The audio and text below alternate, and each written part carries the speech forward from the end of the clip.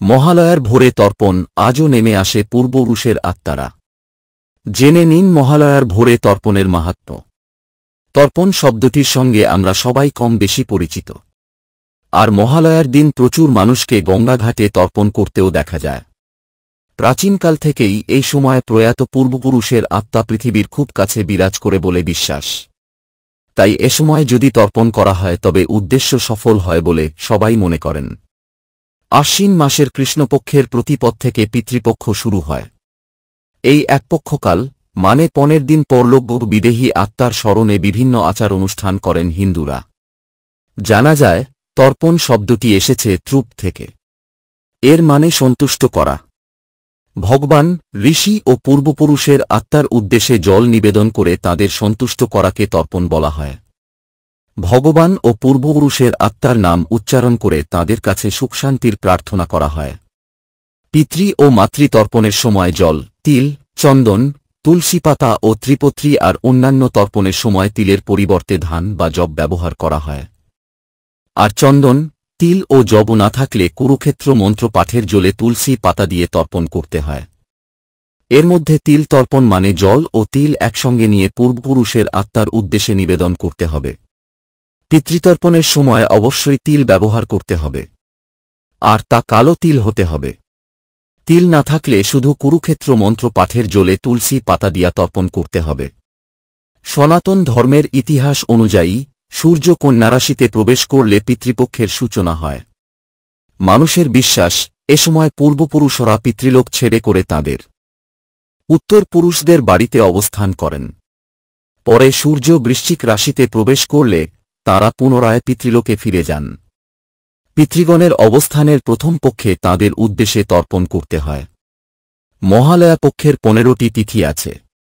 তাদের নাম হল প্রতিপদ, দ্বিতীয়া, তৃতীয়া, চতুর্থী, পঞ্চমী, ষষ্ঠী, সপ্তমী, অষ্টমী, নবমী, দশমী, একাদশী, দ্বাদশী, ত্রয়োদশী, চতুর্দশী ও অমাবস্যা। সনাতন মতে যে ব্যক্তি তর্পণে ইচ্ছুক হন তাকে তাঁর পিতার মৃত্যুর তিথিতে তর্পণ করতে হয়।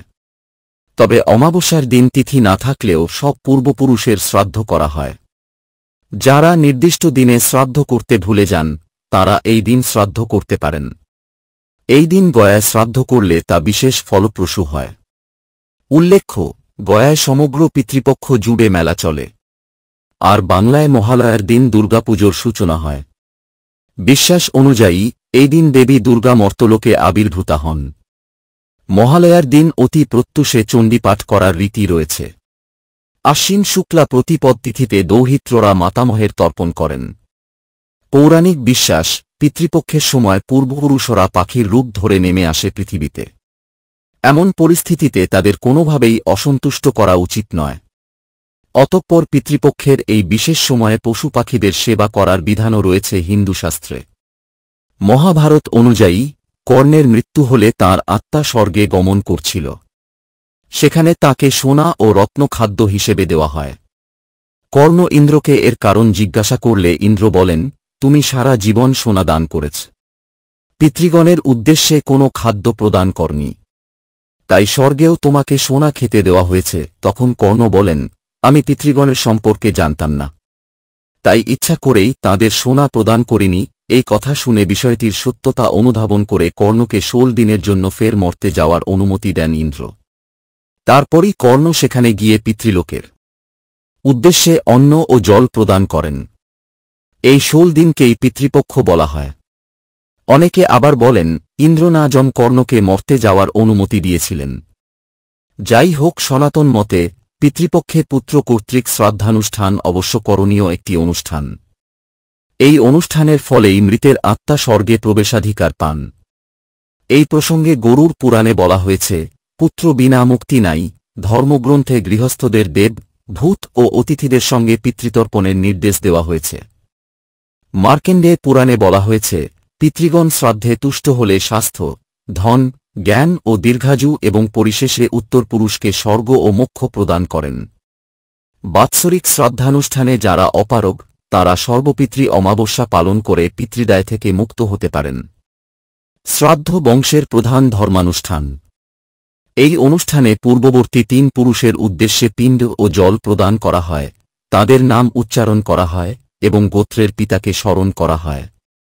এই কারণে একজন ব্যক্তির পক্ষে বংশের 6 প্রজন্মের নাম স্মরণ রাখা সম্ভব হয় এবং এর ফলে বংশের বন্ধন দৃঢ় হয়।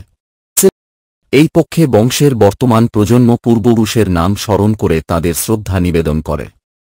পিতৃপুরুষের ঋণ হিন্দু ধর্মে পিতৃমাতৃঋণ অথবা গুরু ঋণের সমান গুরুত্বপূর্ণ। ভিডিওটি ভালো লাগলে লাইক, কমেন্ট ও শেয়ার করুন আর নিয়মিত আপডেট পেতে চ্যানেলটিকে সাবস্ক্রাইব করুন এবং বেল আইকনে গিয়ে ক্লিক করুন।